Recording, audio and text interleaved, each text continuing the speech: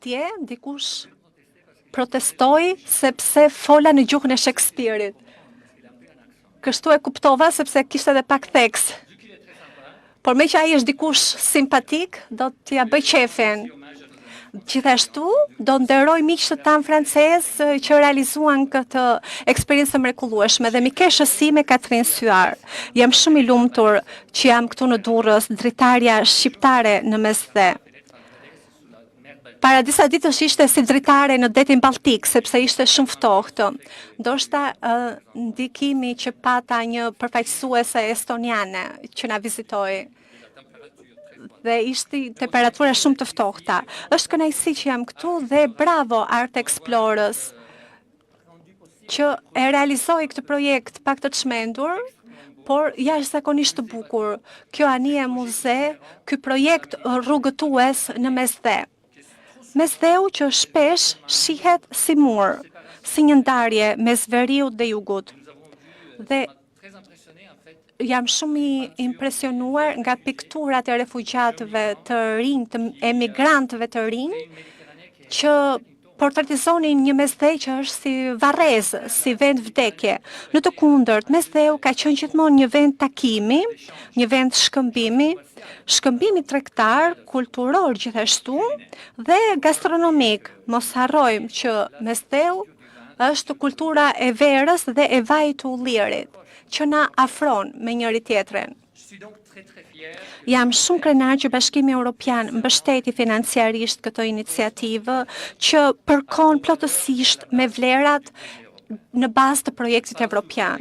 Flasim shpesh për konektivitetin, për transportin, për digitalin, për digitalizimin, por çfarë ndodh me konektivitetin kulturor? Edhe ajo, sikurse konektiviteti digital ka potencial shumë të madh për ta shndërruar shoqërinë.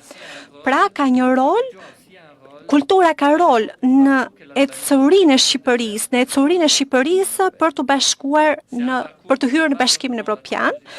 Një ecuri që nuk ka të bëjë vetëm me shndrimin e akis komunitare, por është një revolucion i vërtet, një shndrim kulturor dhe shoqëror.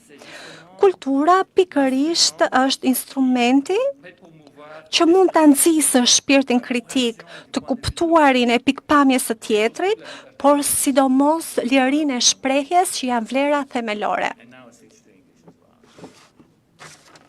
And this is why the EU in Albania. Dhe kjo është arsye sepse Bashkimi Evropian në Shqipëri ka bashkëpunuar ngushtësisht si me artistët ashtu dhe me institucionet kulturore.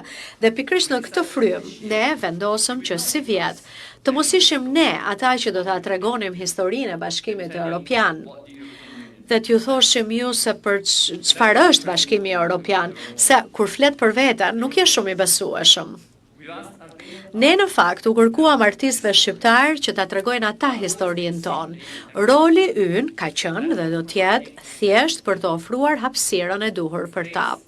Një hapësirë që, siç e thash edhe dje, është hapësirë për të menduar, hapësirë për të krijuar, hapësirë për të bërë të gjithë bashkë.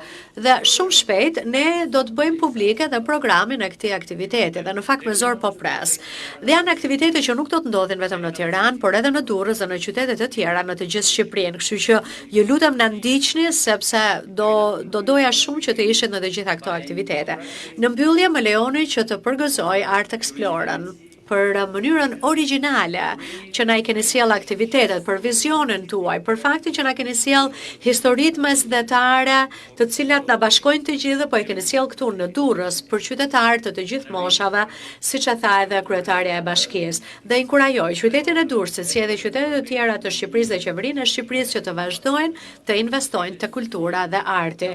Dhe ka qenë privilegj që të vinim në Durrës dhe për Bienalen. Dhe ka qenë një përvojë vërtet shumë e bukur. E mrekullueshme sepse më bëri që të eksploroja edhe vetë qytetin të cilin nuk e njihja aq mirë, sepse në fakt kultura, arti është edhe motori i dur për rritjen ekonomike, për turizmin dhe për ecurinë dhe progresin.